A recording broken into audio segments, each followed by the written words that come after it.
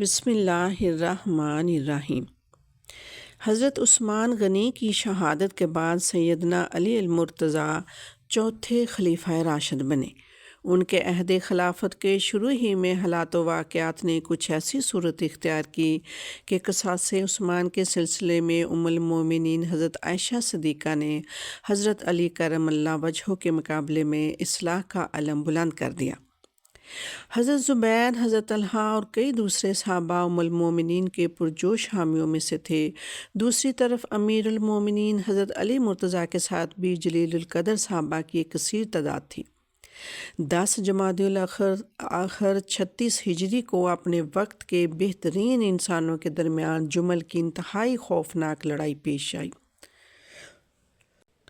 مستدرک حاکم کی روایت کے مطابق لڑائی کے آغاز سے پہلے سیدنا علی المرتضیٰ تنہا گھوڑے پر سوار ہو کر میدان میں تشریف لائے اور حضرت زبیر کو پکار کر کہا، ابو عبداللہ، کیا تمہیں وہ دن یاد ہے جب ہم دونوں ایک دوسرے کے ہاتھ میں ہاتھ ڈالے رسول اللہ صلی اللہ علیہ وآلہ وسلم کے سامنے سے گزرے تھے؟ حضور نے تم سے سوال کیا تھا، کیا تم علی کو دوست رکھتے ہو؟ جب تم نے اسبات میں جواب دیا تو حضور نے فرمایا تھا ایک دن تم ناحق علی سے لڑو گے۔ حضرت زبیر نے جواب دیا، ہاں مجھے یاد آ گیا۔ حضرت علی تو یہ بات یاد لا کر اپنے لشکر میں واپس چلے گئے، لیکن حضرت زبیر کے دل کی دنیا بدل گئی۔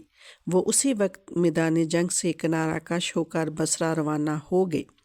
ایک شخص عمر بن جرموز نے گھوڑے پر سوار ہو کر ان کا تعاقب کیا۔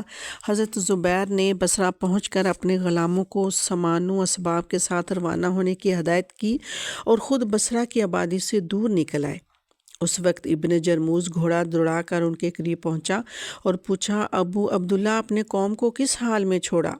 حضرت زبیر نے جواب دیا، لوگ ایک دوسرے کا خون بہانے پر تلے ہوئے تھے۔ ابن جرموز نے کہا، اب آپ کہاں جا رہے ہیں؟ حضرت زبیر نے جواب دیا، مجھے اپنی غلطی کا احساس ہو گیا ہے اور اب میں اس ہنگامے سے کنارہ کش ہو کر کسی طرف نکل جانا چاہتا ہوں۔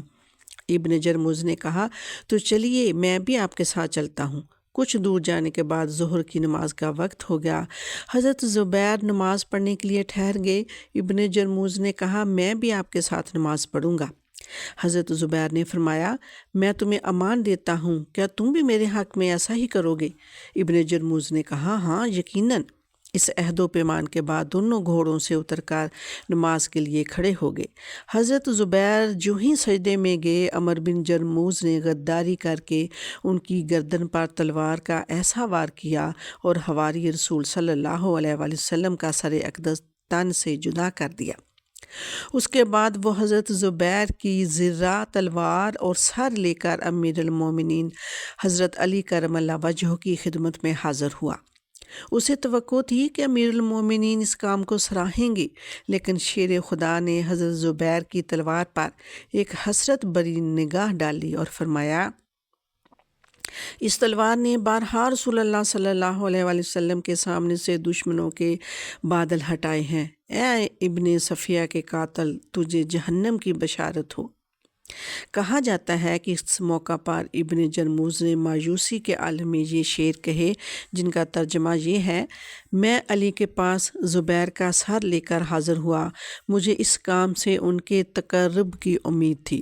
جب میں ان کے پاس گیا تو انہوں نے مجھے جہنم کی بشارت دی، سو کیسی بری بشارت اور کیسا برا تحفہ ہے۔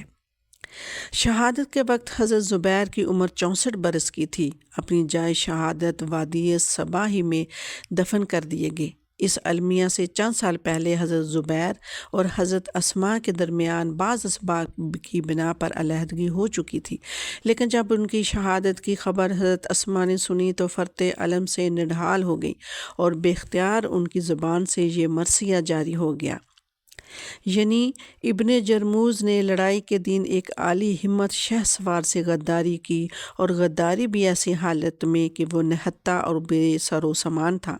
اے عمر، اگر تو اس کو پہلے سے خبردار کر دیتا تو اس کو ایسا شخص پاتا کہ نہ اس کے دل میں خوف ہوتا اور نہ ہاتھ میں لرزہ۔ تیری ماں تجھ پر روئے، تو نے ایک مسلمان کو ناحق قتل کیا، تجھ پر ضرور اللہ کا عذاب نازل ہوگا۔